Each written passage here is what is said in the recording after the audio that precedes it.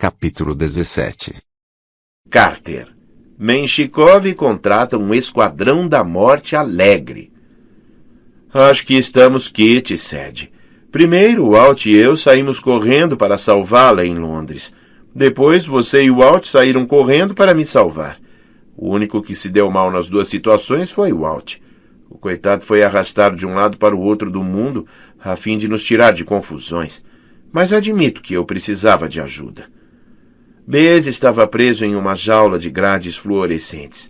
Zia fora convencida de que éramos inimigos. Eu havia perdido a espada e a varinha.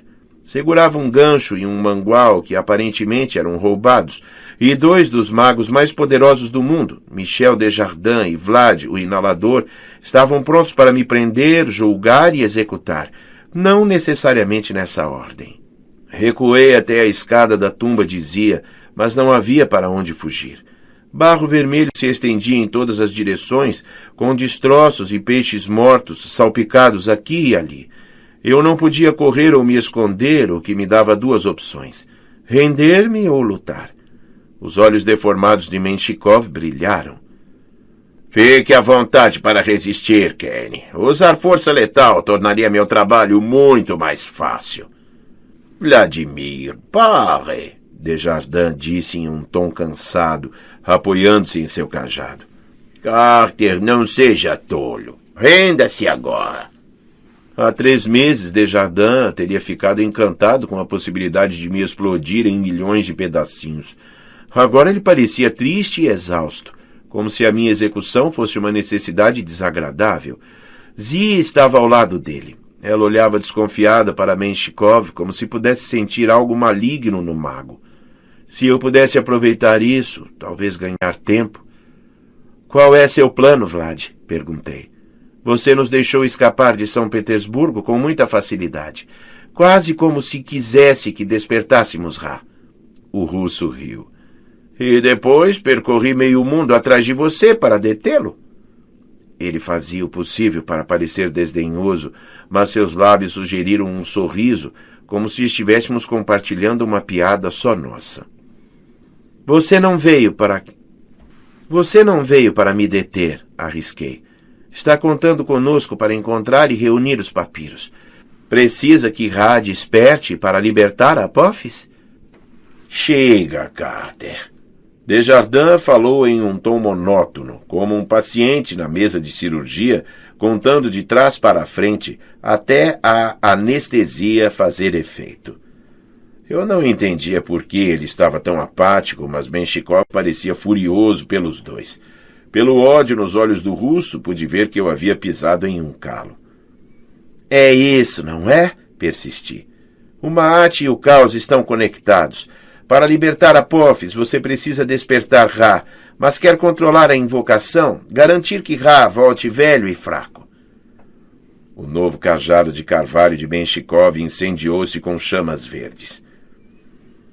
Menino, você não tem ideia do que está dizendo. Sete o provocou ao mencionar um erro do passado, lembrei. Você já tentou despertar Ra antes, não foi? Usando o quê? O único papiro que você tinha? Foi assim que queimou o rosto? Carter, Desjardins interrompeu. Vlad Menshikov é um herói da Casa da Vida. Ele tentou destruir aquele papiro para que ninguém mais pudesse usá-lo. Foi assim que ele se feriu. Por um momento fiquei chocado demais para falar. Isso não pode ser verdade. Devia estudar mais, menino. Menshikov cravou em mim seus olhos arruinados. Os Menshikov descendem dos sacerdotes de Amon-Ra. Já ouviu falar nesse templo? Tentei lembrar as histórias que meu pai me contara. Eu sabia que Amon-Ra era outro nome para Ra, o Deus Sol, e seu templo. Eles basicamente controlaram o Egito durante séculos, lembrei. Opuseram-se a Akhenaton quando ele desafiou os antigos deuses. Talvez até o tenham assassinado. Exato, Menshikov disse. Meus antepassados eram defensores dos deuses. Foram eles que criaram o livro de Ra e esconderam suas 3 partes, esperando que um dia um mago digno despertasse seu Deus Sol. Tentei assimilar tudo aquilo. Não era difícil imaginar Vlad Menshikov como um antigo sacerdote sanguinário. Mas se você é descendente dos sacerdotes de Ra, por que me oponho aos deuses? Menshikov olhou para o sacerdote leitor-chefe como se eu tivesse formulado uma pergunta previsivelmente estúpida. Porque os deuses destruíram nossa civilização. Quando o Egito caiu e Lord Iskandar baniu o caminho dos deuses, até minha família já havia compreendido a verdade. O jeito antigo deveria ser proibido. Sim, tentei destruir o papiro e assim redimir os pecados de meus antepassados. Aqueles que invocam os deuses devem ser dizimados. Balancei a cabeça. Eu vi você invocando Sete. Ouvi sua conversa sobre libertar Apophis. Desjardins, Zia, esse cara está mentindo. Ele vai matar vocês dois. Desjardins olhou para mim como se estivesse em transe. Amós insistira que o sacerdote leitor-chefe era esperto. Então, como era possível que ele não percebesse a ameaça? Chega! Desjardins disse. Venha conosco de forma pacífica, Carter Kane, ou será destruído. Lancei um último olhar suplicante para Zia. Pude ver dúvida em seus olhos, mas ela não estava em condições de me ajudar. Ela acabara de despertar de um pesadelo de 3 meses. Zia queria acreditar que a Casa da Vida ainda era seu lar e que Menshikov e Desjardins eram os mocinhos. Não queria ouvir mais nada sobre Apophis. Levantei o gancho e o mangual. Não vai ser de forma pacífica. Menshikov assentiu. Então será destruído. Ele apontou o cajado para mim e me deixei levar pelo instinto. Ataquei com o gancho. Estava longe demais para alcançar Menshikov, mas alguma força invisível arrancou o cajado da mão dele e o arremessou no Nilo. Ele sacou a varinha, mas ataquei o ar novamente e Menshikov voou para longe. Ele caiu de costas no chão com tanta força que o impacto deixou o molde de seu corpo na lama. Carter! Desjardins empurrou Zia para trás de si. Seu cajado ficou incandescente como uma chama roxa. Atreve-se a usar as armas de Ra? Olhei perplexo para minhas mãos. Nunca antes sentira tamanho poder me obedecendo com tanta facilidade, como se eu tivesse nascido para ser um rei. Ouvi as palavras de Horus no fundo de minha mente, impelindo-me a continuar. Esse é seu caminho. Esse é seu direito legítimo. Vocês vão me matar de qualquer jeito, respondi para Desjardins. Meu corpo começou a brilhar. Eu me ergui do chão. Pela primeira vez desde o ano novo, eu estava envolvido pelo avatar do deus Falcão, um guerreiro com cabeça de falcão 3 vezes maior que eu. Nas mãos dele havia réplicas holográficas imensas do gancho e do mangual. Eu não tinha prestado muita atenção ao mangual, mas era uma arma capaz de causar muita dor. Um bastão de madeira com 3 correntes cheias de cravos, cada uma terminando em um asterisco espinhoso de metal, uma espécie de mistura de chicote e batedor de carne. Dei uma chicotada no chão e o guerreiro falcão imitou meu gesto. O mangual brilhante pulverizou os degraus de pedra da tumba de Zia, provocando uma chuva de pedaços de rocha. Desjardins ergueu um escudo para se defender dos fragmentos. Zia arregalou os olhos. Eu imaginava que ela provavelmente estava ficando assustada e convencida de que eu era o bandido da história, mas eu precisava protegê-la. Não podia deixar que Menshikov a levasse. Magia de combate, Desjardins disse com desdém. A Casa da Vida era assim quando seguíamos o caminho dos deuses, Carter Kane. Mago lutando contra mago, ataques pelas costas e duelos entre os diferentes templos. Quer que esses tempos voltem? Não precisa ser assim, respondi. Não quero lutar contra você, Desjardins, mas Menshikov é um traidor. Saia daqui, deixe-me cuidar dele. Menshikov levantou-se da lama sorrindo, como se tivesse gostado de ter sido arremessado. Cuidar de mim? Que confiante! Por favor, sacerdote leitor-chefe, deixe o menino tentar. Pode deixar que recolherei os pedaços dele quando terminar.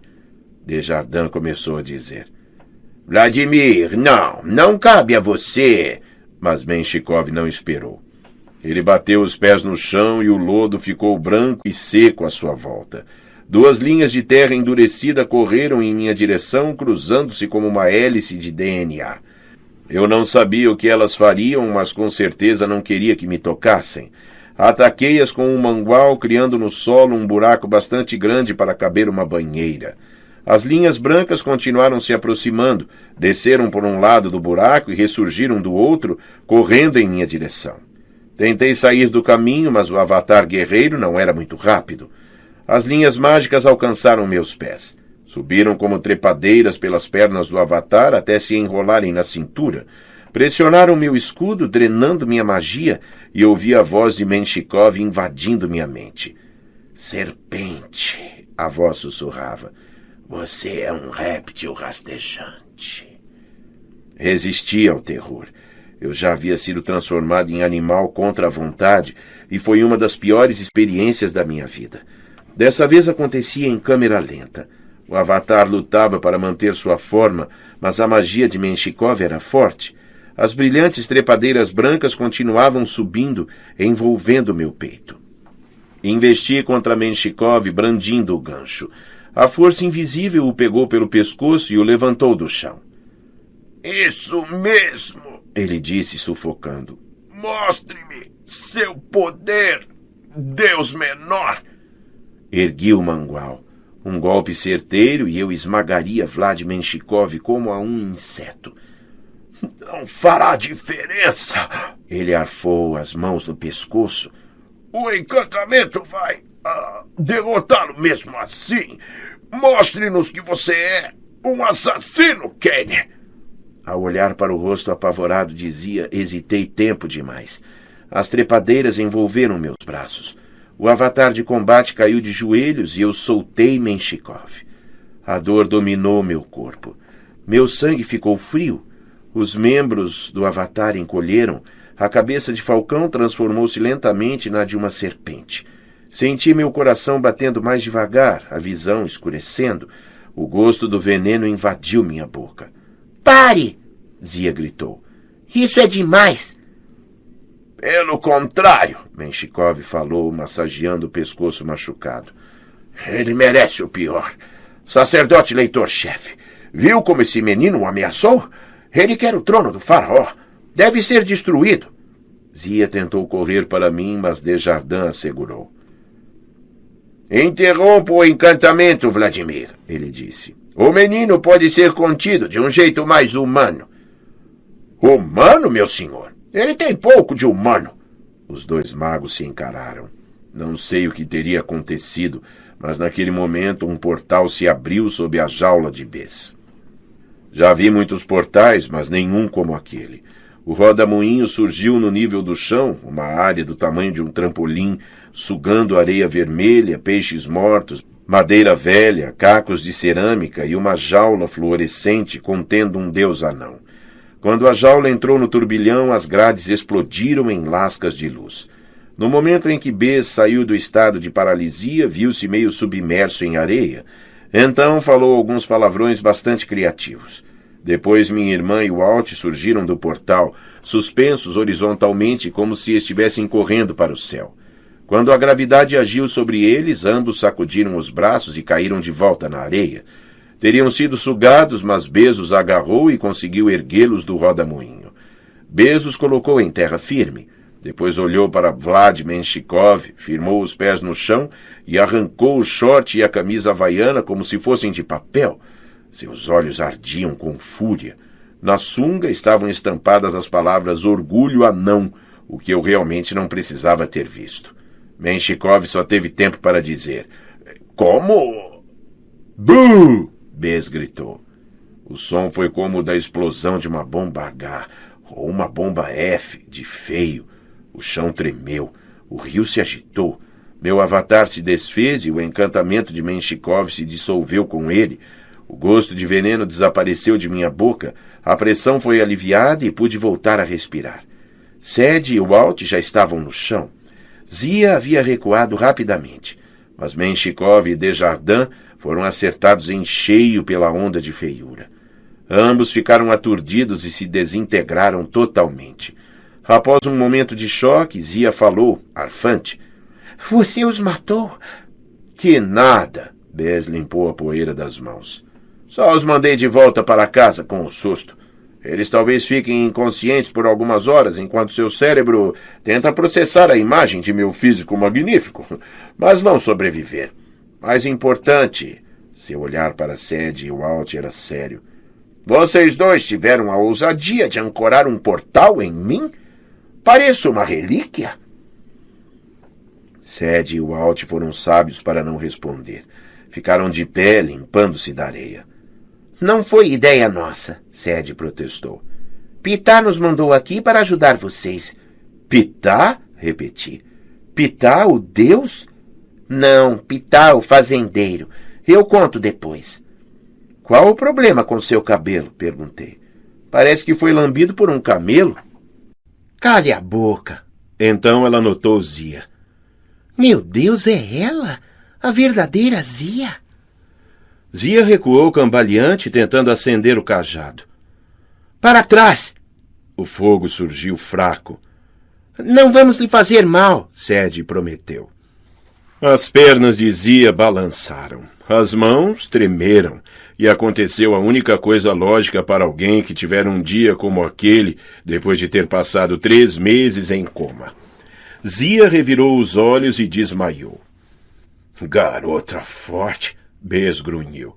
Ela suportou um bull frontal de alta intensidade? Mesmo assim, é melhor a pegarmos e sairmos daqui. Desjardins não ficará longe para sempre. Sadie, conseguiu o papiro? Perguntei. Ela tirou os 3 rolos de papiro da bolsa. Parte de mim sentiu alívio, a outra, medo. Precisamos chegar à Grande Pirâmide, ela disse. Por favor, diga que vocês têm um carro. Não apenas tínhamos um carro, como tínhamos também um bando inteiro de beduínos. Devolvemos a caminhonete bem depois do pôr do sol, mas os beduínos pareceram felizes ao nos ver, apesar de termos trazido mais 3 pessoas, uma delas inconsciente. De alguma forma, Bess convenceu-os a nos levarem até o Cairo. Depois de alguns minutos conversando dentro da tenda deles, Bess saiu vestindo roupas novas. Os beduínos o seguiram, rasgando em tiras os restos de sua camisa havaiana e enrolando-as cuidadosamente nos braços, na antena do rádio da caminhonete e no espelho retrovisor, como talismãs para dar sorte. Subimos na caçamba do veículo. Estava cheia e barulhenta demais para conversarmos na viagem rumo ao Cairo. Bess nos disse para dormirmos um pouco enquanto ele vigiava. Prometeu ser gentil com Zia se ela acordasse. Sadie e Walt dormiram imediatamente, mas fiquei olhando as estrelas por um tempo.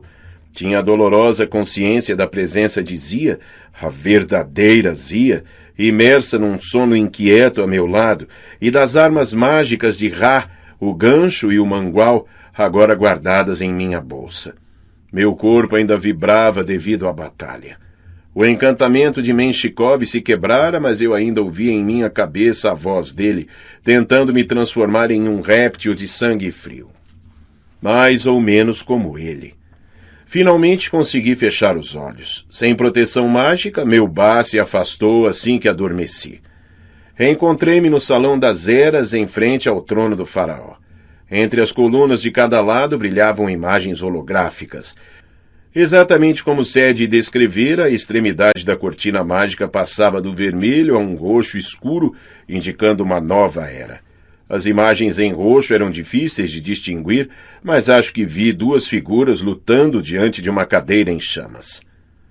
Sim, disse a voz de Horus. A batalha se aproxima. Ele apareceu de pé em meio a um feixe de luz tremulante na escada sob o tablado onde o sacerdote leitor-chefe normalmente se sentava. Estava em sua forma humana, um jovem musculoso de pele bronzeada e cabeça raspada. Joias cintilavam em sua armadura de couro e seu copete pendia da cintura. Os olhos brilhavam, um dourado, outro prateado. — Como chegou aqui? — perguntei. Este lugar não é protegido contra deuses? Não estou aqui, Carter. Você está. Mas já estivemos unidos um dia. Eu sou um eco em sua mente, a parte de Horus que nunca o deixou. Não entendo. Apenas escute.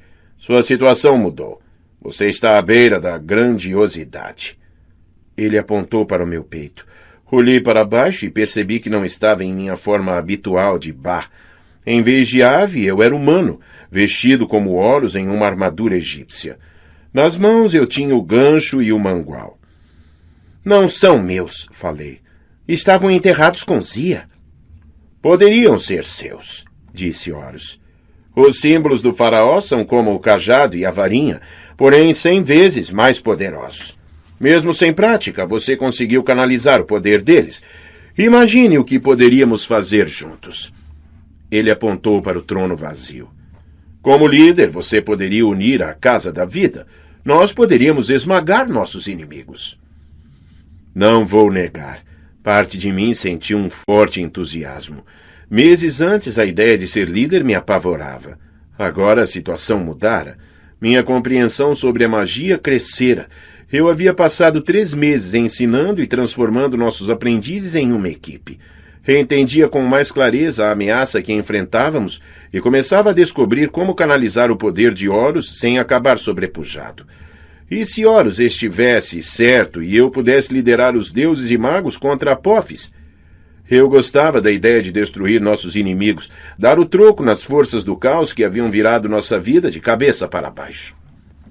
Então lembrei o jeito como Zia olhara para mim quando eu estava a ponto de matar Vlad Menshikov, como se eu fosse o monstro.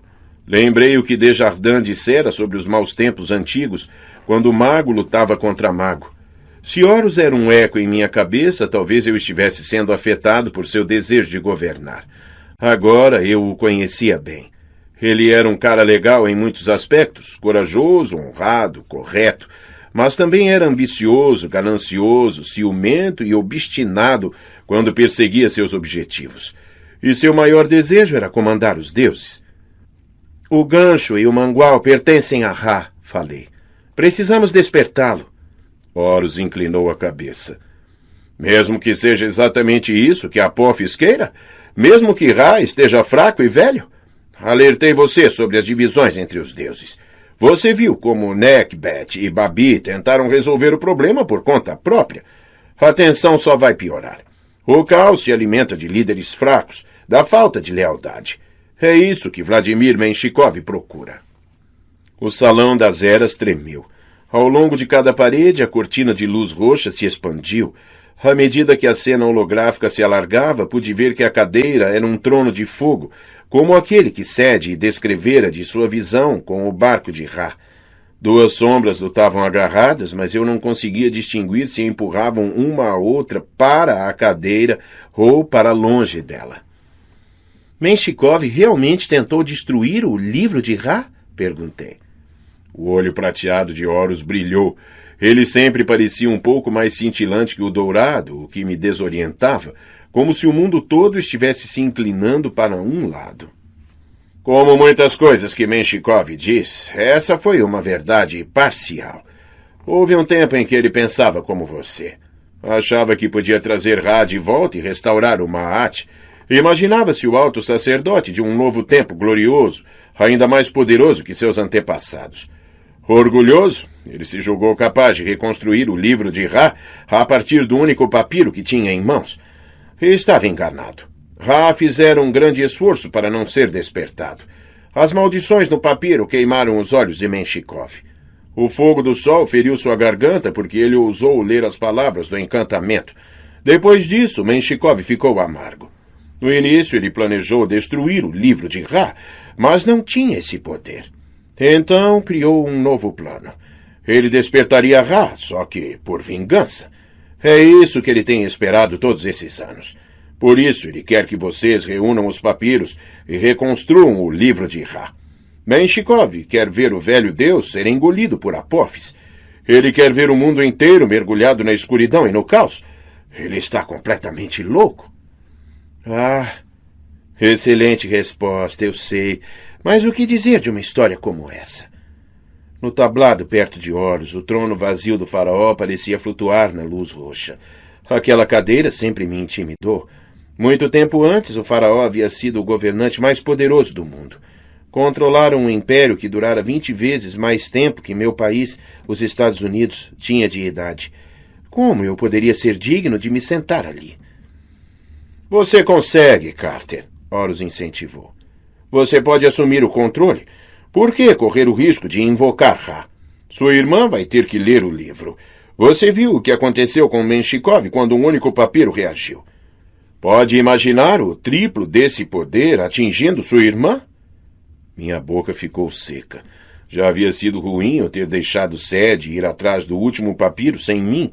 Como eu poderia permitir que ela se arriscasse com algo capaz de deixá-la deformada como Vlad, o inalador, ou pior? Agora você vê a verdade, disse Horus. Tome para si o gancho e o mangual. Assuma o trono. Juntos podemos derrotar Apophis. Podemos voltar ao Brooklyn e proteger seus amigos e seu lar. Lar. Parecia muito tentador. E nossos amigos corriam um perigo terrível. Eu já havia testemunhado em primeira mão o que Vlad Menshikov era capaz de fazer. Imaginei o pequeno Félix ou a tímida Cleo tendo que lutar contra aquele tipo de magia. Imaginei Menshikov transformando nossos jovens aprendizes em cobras indefesas. Eu não tinha certeza nem do que Amos poderia fazer frente a ele. Com as armas de Ra, eu seria capaz de proteger a casa do Brooklyn. E então olhei para as imagens roxas tremulando contra a parede. Duas figuras lutando diante do trono de fogo. Aquele era nosso futuro. A chave para o sucesso não era eu, nem Horus. Era Ra, o rei original dos deuses egípcios. Em comparação com o trono flamejante de Ra, o assento do faraó parecia tão importante quanto uma poltrona reclinável. Não somos suficientes, eu disse a Horus. Precisamos de Ra. O deus cravou em mim seus olhos dourado e prateado, como se eu fosse uma presa a quilômetros de distância e ele considerasse se eu valia o mergulho. Você não entende a ameaça, ele decidiu. Fique, Carter, e ouça os inimigos planejando sua morte. Horus desapareceu. Ouvi passos nas sombras atrás do trono e uma respiração ofegante familiar. Torci para que meu Ba estivesse invisível. Vladimir Menshikov apareceu no ambiente iluminado, sustentando seu chefe, Desjardins. Estamos quase lá, meu senhor, Menshikov falou. O russo parecia bastante descansado em seu novo terno branco. O único indício de nossa luta recente era um curativo no pescoço, onde eu o agarrara, mas Desjardins parecia ter envelhecido uma década em algumas horas. Ele caminhava com dificuldade, amparando-se em Menshikov. Seu rosto estava esquálido. O cabelo havia se tornado completamente branco, e eu não achava que toda essa transformação tivesse sido causada pela visão de Bs de sunga. Menshikov tentou ajudá-lo a subir no trono do faraó, mas Desjardins protestou. Nunca, Vladimir. O degrau. Mas, senhor, com certeza sua condição... Nunca! Desjardins repousou no degrau ao pé do trono. Eu não conseguia acreditar em quanto ele parecia pior. O Maat está enfraquecendo. Ele estendeu a mão. Uma nuvem fraca de hieróglifos brotou de seus dedos e flutuou no ar. Antes o poder do Maat me sustentava, Vladimir. Agora ele parece estar sugando minha força vital. Não consigo... A voz dele desapareceu. Não tema, meu senhor, disse Menshikov.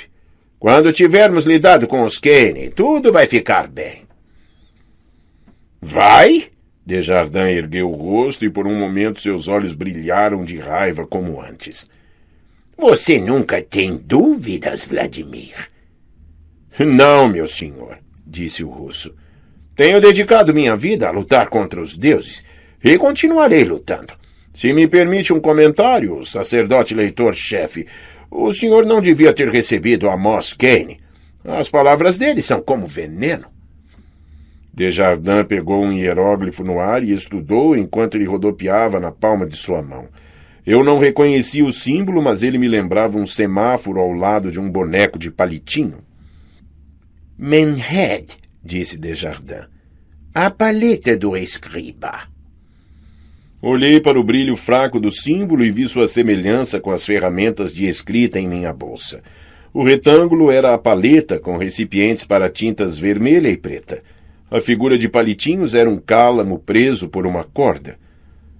Sim, meu senhor, Menshikov falou. Que interessante. Era o símbolo favorito de meu avô, Desjardins murmurou. Jean-François Champollion, você sabe. Ele decifrou os hieróglifos utilizando a pedra de Rosetta. Foi o primeiro homem fora da Casa da Vida a conseguir. Sei, meu senhor, eu já ouvi a história. 1000 vezes, sua expressão parecia dizer. Ele veio do nada para se tornar um grande cientista, continuou Desjardins, e um grande mago, respeitado tanto por mortais quanto por magos. Menshikov sorriu como se estivesse aturando uma criança cada vez mais irritante. E agora o senhor é o sacerdote leitor-chefe. Ele ficaria orgulhoso. Ficaria? Desjardins ponderou. Quando Iskandar aceitou minha família na Casa da Vida, ele disse que novo sangue e novas ideias eram bem-vindos. Ele tinha esperança de que nós revigorássemos a casa. Mas o que trouxemos para cá? Não mudamos nada. Não questionamos nada. A casa enfraqueceu. A cada ano temos menos iniciados. Ah, meu senhor. Menshikov mostrou os dentes. Deixe-me mostrar que não estamos fracos. Sua força de ataque está reunida.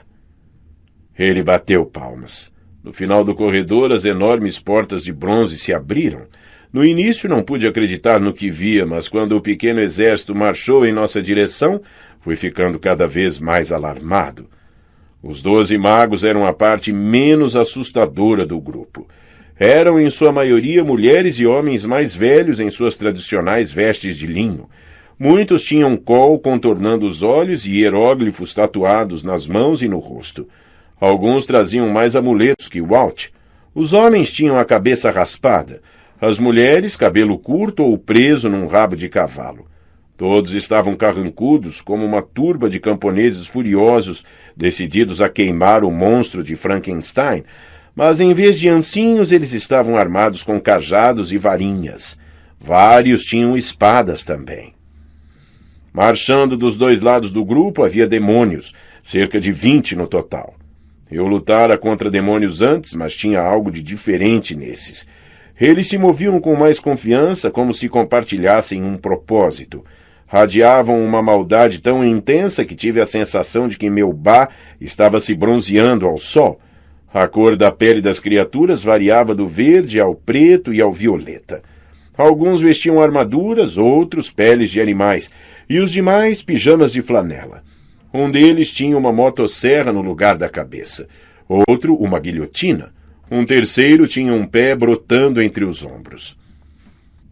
Ainda mais assustadoras que os demônios eram as cobras aladas. Sim, eu sei, você está pensando, chega de cobras. Acredite, depois de ser mordido pelo Tchesueru em São Petersburgo, eu também não estava feliz em vê-las. Essas não tinham 3 cabeças, nem eram maiores que cobras normais, mas só de olhá-las eu já sentia arrepios. Imagine uma serpente com as asas de uma águia. Agora imagine-a voando velozmente e cuspindo longos jatos de fogo como um lança-chamas. Meia dúzia desses monstros rodeava o pelotão, voando de um lado para o outro e soltando labaredas. Era um milagre que nenhum dos magos tivesse sido chamuscado. Quando o grupo se aproximou, Desjardins levantou-se com esforço. Os magos e demônios se ajoelharam diante dele. Uma das cobras aladas voou na frente do sacerdote leitor-chefe e Desjardins a agarrou no ar com surpreendente velocidade. A serpente se retorceu em sua mão, mas não tentou atacá-lo. Uma Uraeus? Desjardins perguntou. Isso é perigoso, Vladimir. Essas são criaturas de Ra. Menshikov inclinou a cabeça. Elas já serviram ao templo de Amon-Ra, sacerdote leitor-chefe. Mas não se preocupe. Graças à minha ascendência, sou capaz de controlá-las. Achei que seria adequado usar criaturas do Deus Sol para destruir quem deseja despertá-lo. Desjardins soltou a serpente que cuspiu fogo e se afastou voando. E os demônios? Perguntou. Desde quando usamos criaturas do caos? Todos estão controlados, meu senhor. A voz de Menshikov soava tensa, como se ele estivesse ficando cansado de aturar o patrão. Esses magos conhecem os devidos feitiços de aprisionamento. Eu os escolhi a dedo em gnomos do mundo todo. São bastante habilidosos. O sacerdote leitor-chefe olhou para um asiático em vestes azuis. Kuai, não é? O homem assentiu. Se bem me lembro, Desjardins disse, você foi exilado para o 300º nomo na Coreia do Norte pelo assassinato de outro mago. E você, Sarah Jacob? Ele apontou para uma mulher vestida de branco e com cabelos negros espetados. Foi mandada para a Antártica por ter causado tsunami no Oceano Índico. Menshikov pigarreou. Meu senhor, muitos desses magos tiveram problemas no passado, mas são assassinos e ladrões sem escrúpulos, Desjardins disse. São o que há de pior em nossa casa. Mas estão determinados a provar sua lealdade, Menshikov garantiu. Estão felizes com a oportunidade. Ele sorriu para os seus servos como se os encorajasse a aparentar felicidade. Nenhum deles reagiu. Além do mais, meu senhor, Menshikov continuou apressadamente, se quer que a casa do Brooklyn seja destruída, não podemos ter escrúpulos. É pelo bem do Maat. Desjardins franziu a testa. E você, Vladimir, vai liderá-los? Não, meu senhor. Eu tenho plena confiança de que esse excelente grupo é capaz de lidar sozinho com a casa do Brooklyn. Eles atacarão ao pôr do sol. Quanto a mim, eu seguirei os Kane até o Duat e cuidarei deles pessoalmente. E o senhor deveria ficar aqui e repousar. Mandarei um cristalomante a seus aposentos para que o senhor possa observar nosso progresso. Ficar aqui, Desjardins repetiu em tom amargo. E observar. Menshikov se curvou. Vamos salvar a Casa da Vida. Prometo. Os Kane serão destruídos. Os deuses serão devolvidos ao exílio. O Maat será restaurado. Eu esperava que Desjardins tivesse o bom senso de cancelar o ataque. Em vez disso, seus ombros caíram. Ele deu as costas a Menshikov e olhou para o trono vazio do faraó. Vá, disse cansado. Tire essas criaturas da minha frente. Menshikov sorriu. Meu senhor. Ele se virou e saiu marchando do Salão das Eras, carregando a reboque seu exército pessoal. Quando eles se foram, Desjardins levantou a mão. Uma esfera de luz desceu lentamente do teto e pousou em sua palma. Traga-me o livro para derrotar Apophis, Desjardins disse à luz. Preciso consultá-lo. A esfera mágica quicou levemente, como se fizesse uma mesura, e se afastou depressa. Desjardins olhou para a cortina de luz roxa, a imagem das duas figuras lutando diante de um trono de fogo. Vou observar, Vladimir, ele murmurou para si mesmo. Mas não vou ficar e repousar. A cena desapareceu e Melbar retornou ao corpo.